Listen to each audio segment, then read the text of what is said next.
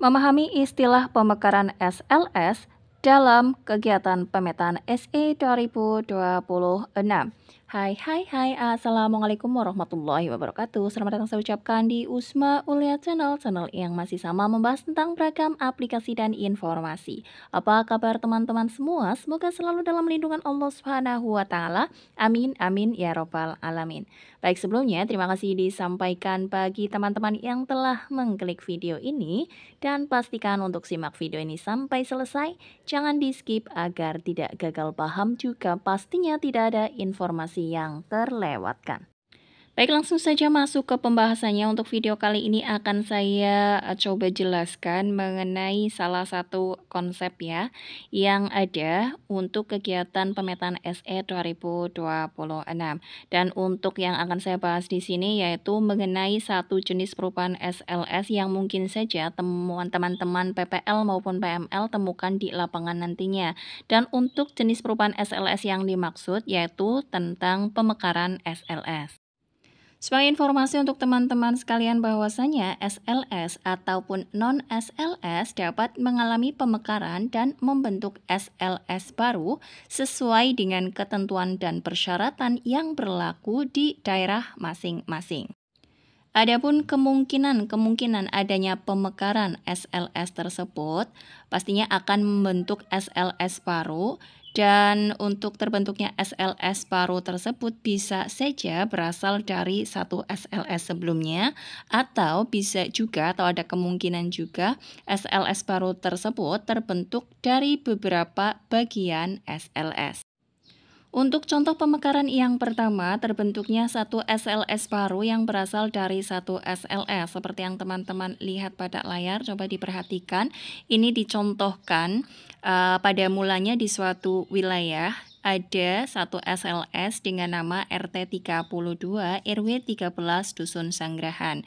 Karena di wilayah tersebut sudah memenuhi ketentuan untuk membentuk SLS baru, mungkin karena penduduknya sangat banyak ya, sangat padat, maka dibentuklah SLS baru di wilayah tersebut dengan nama jadi awalnya satu SLS dimekarkan menjadi dua SLS dengan yang satu SLS masih menggunakan nama yang lama yaitu RT 32 RW 13 Dusun Sanggrahan, dan satu lagi SLS baru yang terbentuk atau hasil pemekarannya dinamakan RT 35 RW 13 Dusun Sanggrahan. Dan sebagai informasi, untuk penamaan RT tersebut atau nama RT tersebut adalah RT melanjutkan dari yang nama RT terakhir di wilayah tersebut ya. Pastinya dari wilayah desa sudah mengetahui jika ada pemekaran ketentuannya bagaimana. Jadi teman-teman hanya mengkonfirmasi saja.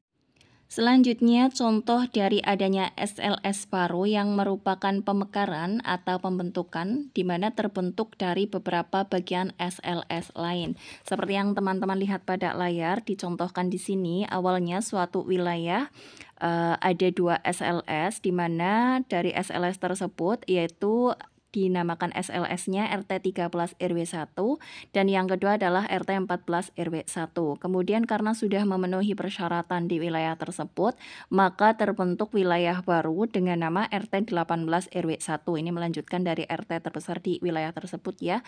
Kemudian untuk wilayah induknya masih sama, jadi artinya RT 13 RW 1 masih ada, RT 14 RW 1 juga masih ada, tapi di sini ada lagi satu tambahan SLS baru hasil pemekaran yaitu dengan nama RT 18 RW 1. Jadi di mana wilayah tersebut yang tadinya adalah 2 SLS atau 2 RT dimekarkan menjadi 3 RT, dan kemudian pastinya akan mempengaruhi batas-batas dari SLS tersebut.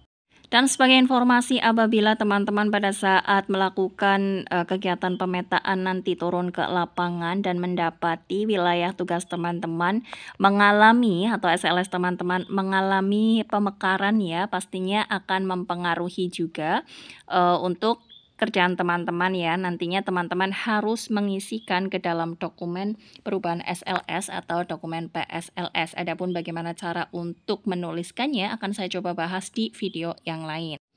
Selain adanya dokumen PSLS yang harus teman-teman isikan, pastinya untuk tagging-nya atau, pada saat melakukan penelusuran wilayah dan mengisikan dalam tagging di aplikasi Wilkerstat juga ini terpengaruhi juga.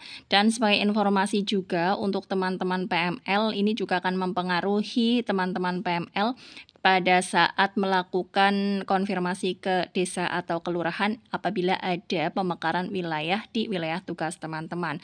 Dan ini kaitannya yaitu untuk memberikan batas yang baru di peta WA untuk teman-teman PML dan untuk teman-teman PPL, dan pemberian batas-batas wilayah di peta WS juga terpengaruhi ya jika ada perubahan SLS karena adanya pemekaran SLS di wilayah tugas teman-teman.